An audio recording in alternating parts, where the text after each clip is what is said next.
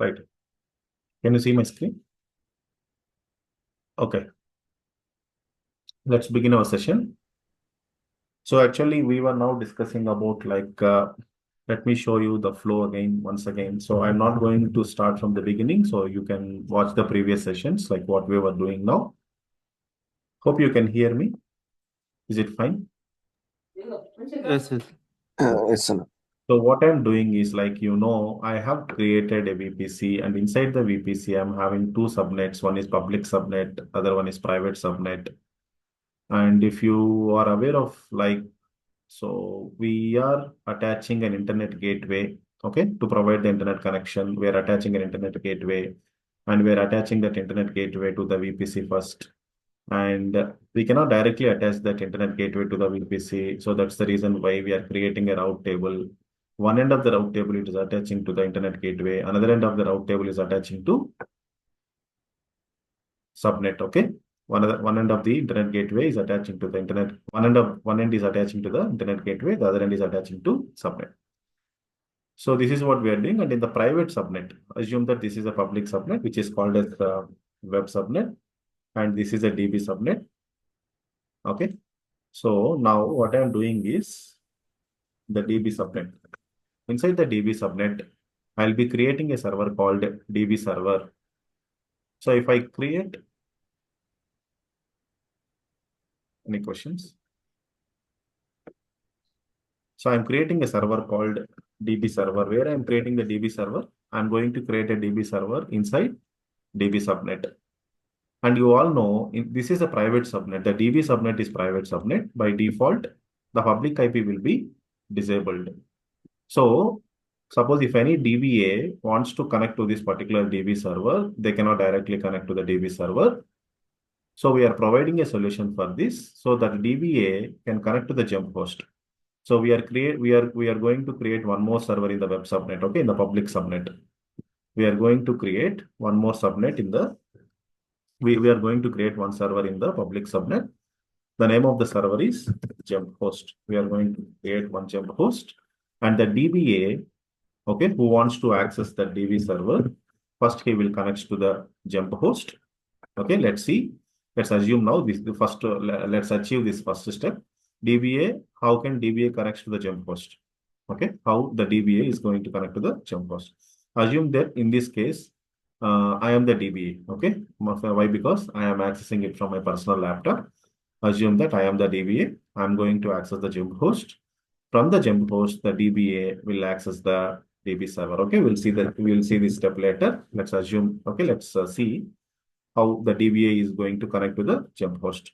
So you all know in the previous sessions, like we were discussing it from 4 to 5 sessions, you all know how we are creating VPC. I have created a VPC with this particular range. What is the range I have provided for this VPC?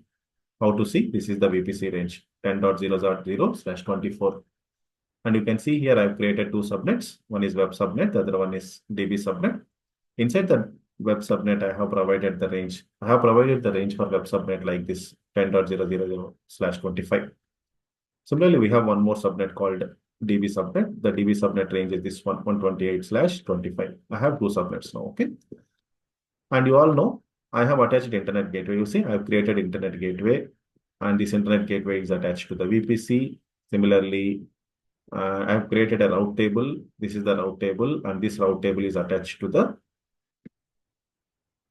one end of the route table is attached to the internet gateway. The other end of the route table is attached to subnet. Okay, route table until this thing we have understood like earlier. So now what I'm doing is I'm going back to the EC2 service. Okay, I'm going to my EC2 service. I don't have instances for now. I'm not having any instances. I've deleted the instances which we created earlier. So now what I'm doing is I'm going to launch an instance. Okay, let me launch an instance first. What is the instance that I'm launching is first you can install. Okay, let me launch DB server first. Okay, let me launch the DB server. I'm just giving the name of the server as DB server, Amazon Linux, instance type t2.micro, key pair. So I'm going to create a new key pair. So you know the key pair name I'm providing is DB KP. Key pair is already existing, it is saying. Oh, okay.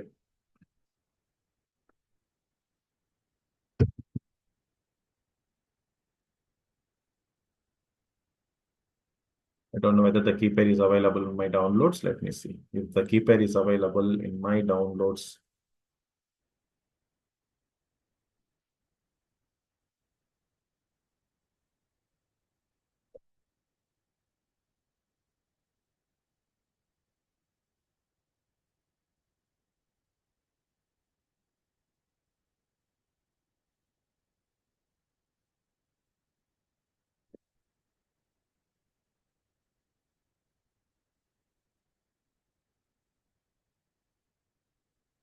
okay. Maybe I'm going to create a key pair with a different name for now. So what I'm doing is I'm going to create a new key pair. I'll be creating the key pair with a different name like DB key pair 1, DB key pair 1, DB KP1. This is the name I'm providing. I'm creating a key pair. Okay. So usually our key pair will be downloaded in the form of PEM. Okay. You all know that the key pair will be downloaded in the form of PEM. This is the key pair I downloaded, and I would like to um, I would like to launch this server in my VPC.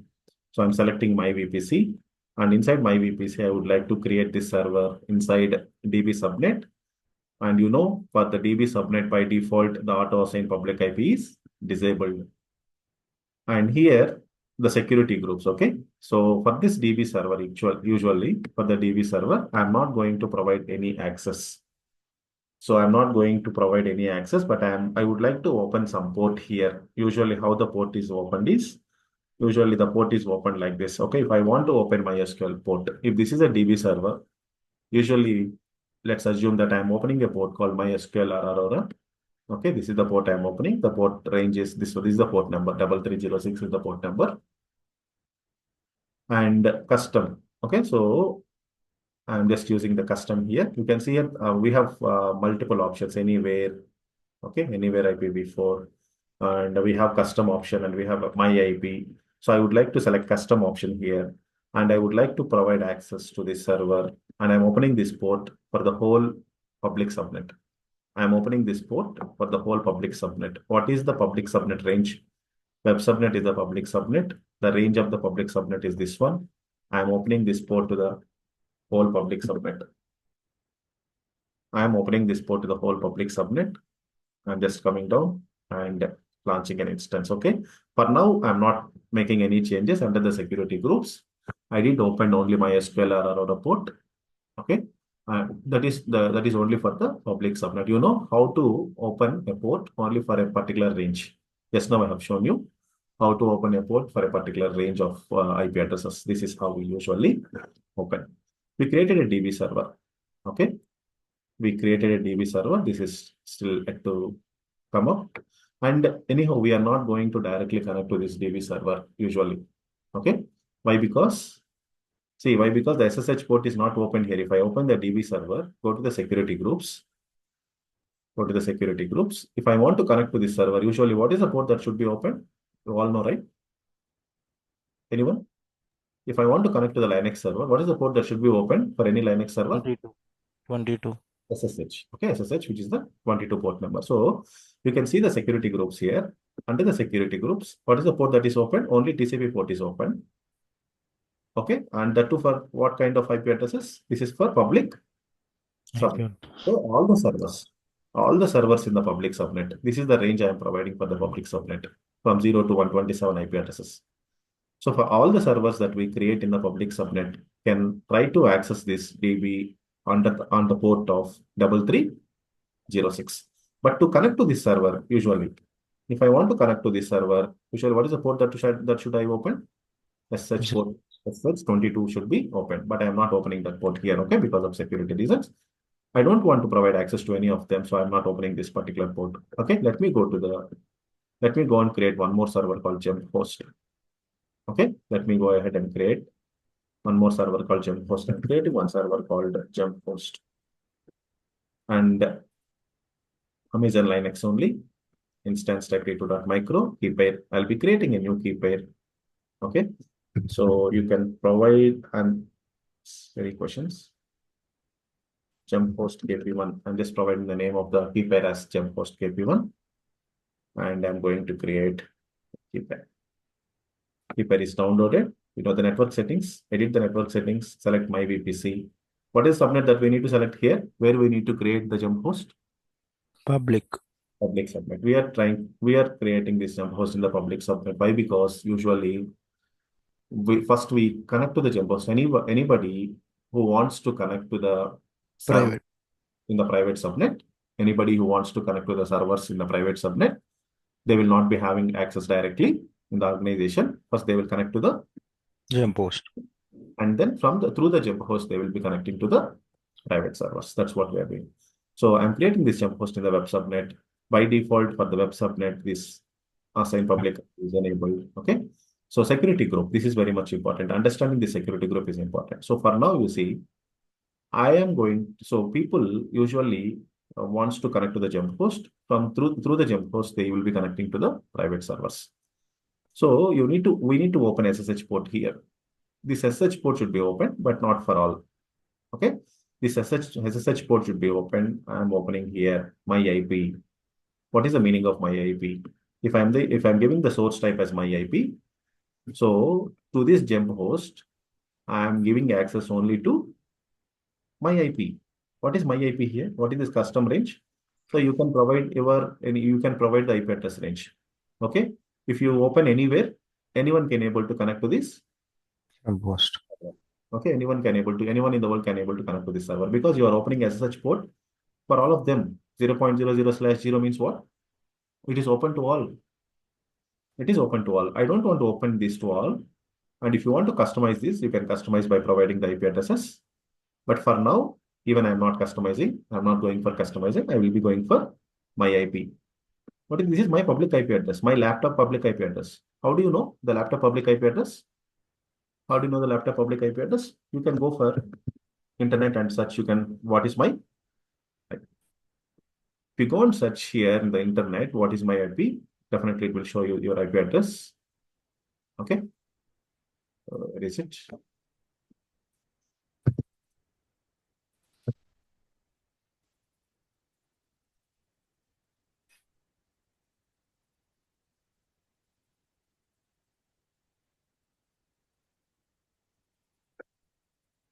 You can see here, what is my IP here? 152.58, this one. Okay. You can verify here 152.58.209.177. Okay. This is what the same IP address it is getting, right? Okay. So that's how actually usually we create the public IP address. Okay. When I'm opening this one, it is clearly showing. If you search with what is my IP, usually it will show you your IP address 152.58.209.177/32. Why I'm providing why it is by default taking /32? Can anyone say it's Only one IP. one IP? Only Okay. one IP. One I'm not one member. This is a single IP. If it is a single IP, by default, it will take like /32.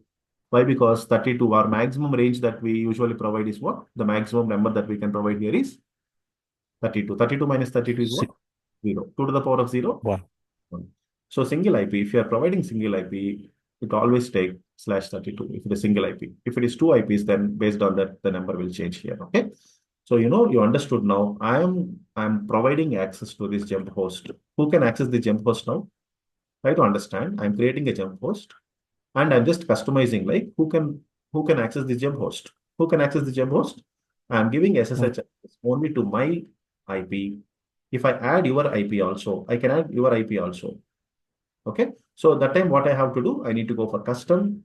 I'll give my IP. Okay. I'll give my IP address, whatever the IP address I am having. Okay. I'll take this IP as well as I will also provide the other IPs also. You understood, right? So we can customize. So for now, what I'm doing is I'm selecting only my IP. It is by default taking my IP address. I'm going ahead and I'm going to launch this. I'm just launching this. Okay. Do you have any questions in launching the jump host? And you know what is the other terminology that we use? What is the other terminology that we use to call this as jump host? It is also called as what? Bastion server. Okay. If you are working on any cloud platform, okay. If they say that you have been provided with the Bastion server access, Bastion server is nothing but jump host. Jump host or Bastion server both means same, the terminology. Okay. So now I've created a jump host. So I know that I have provided access to the jump host. I have access to my jump host. Still, the jump host is not yet up. Need to wait for a few seconds. So once the jump host is up, I can directly connect to the jump host. I'll directly connect to the jump host. Let me connect. How usually we connect to the jump host? Usually, you know how to connect to the jump host by using a git bash or putty. So let me connect to the jump host by using git bash terminal. So if you want to connect to the git jump host using git bash, open the jump host server. You'll be having connect option here. Just click on connect. And we have some options like EC2 instance, session manager, and SSH client. Go to SSH client, copy this command. At the last, you will be having example command, okay? At the last, you will be having example command. Copy the SSH command.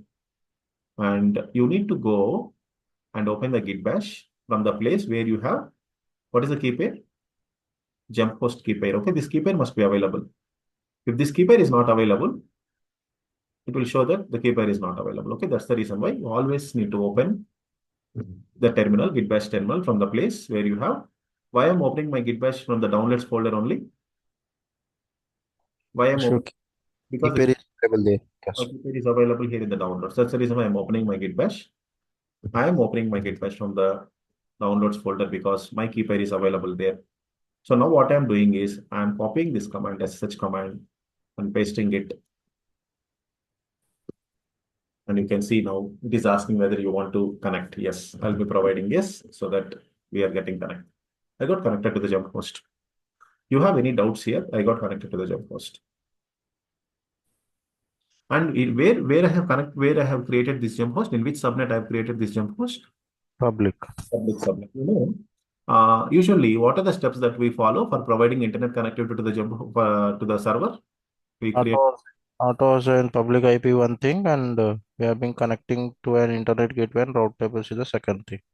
So how to verify whether I'm getting internet connectivity or not? I'm just connecting, like I'm just trying to install one package. Okay, let me try to install any of the package. I'm just trying to install Git package. Okay, I'm just trying to install Git package. If I'm trying to install Git package, you see I'm able to download. I'm unable to install it.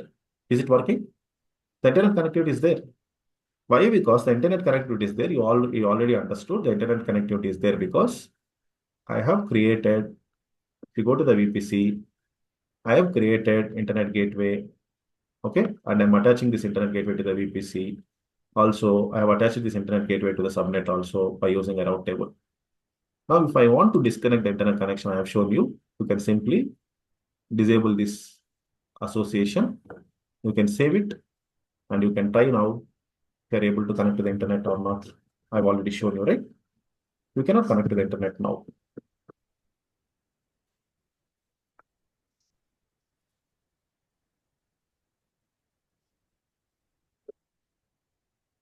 Second, let me open again once.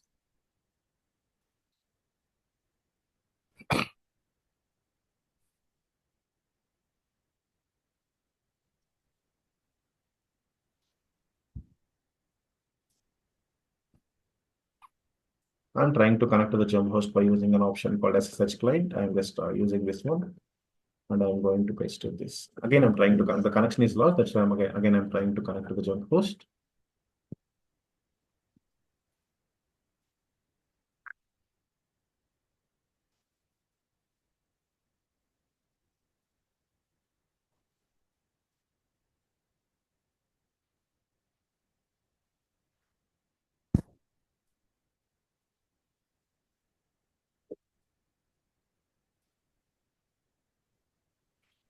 Okay. So you see here, whenever I'm trying to connect to the jump host, it is saying that we cannot able to connect to the jump host. So what? Why? Because you see here, I'm just disabled edit subnet associate. Since I'm associating this one. Again, I'm associating this one. Okay. Again, I'm trying to associate this one connection, and you can try once again now. Usually it is asking, okay, I got connected now. And you can also install some packages. Okay, you can also install some packages, sudo yum install, maven sudo yum install. Like that, we can also install some packages.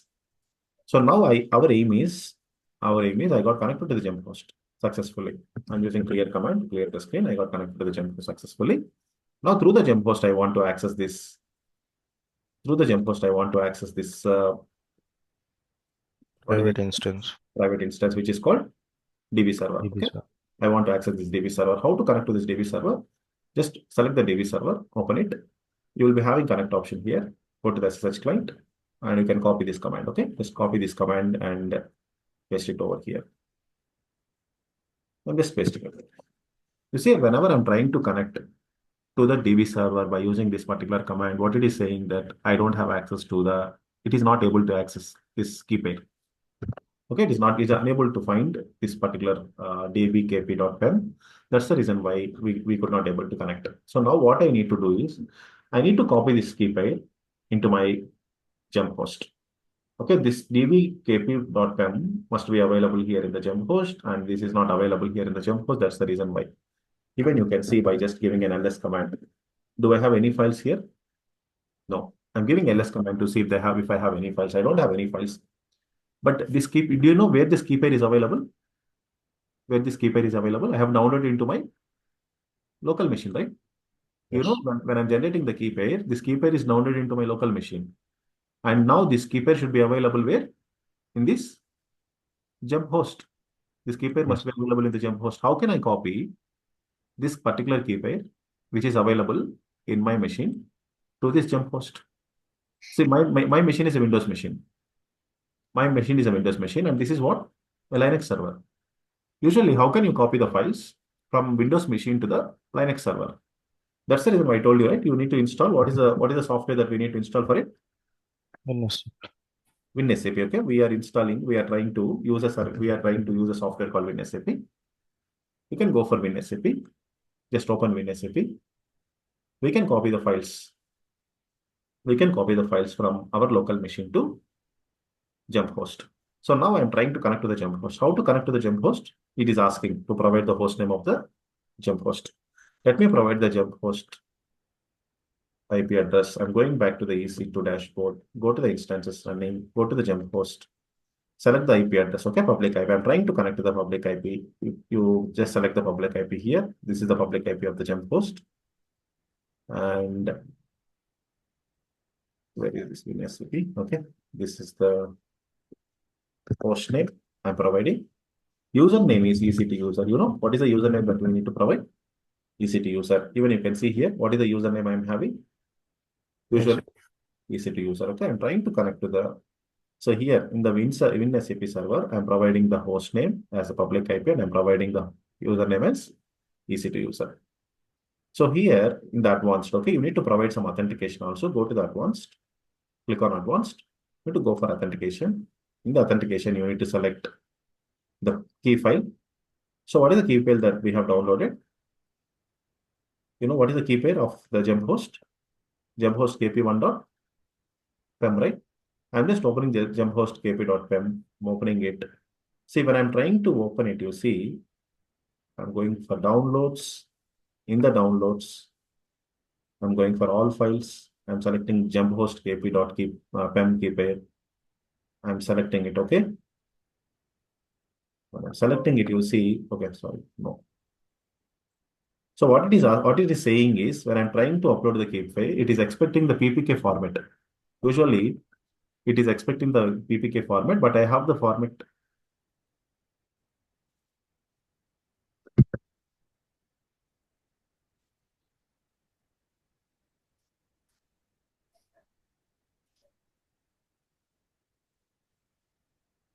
One second.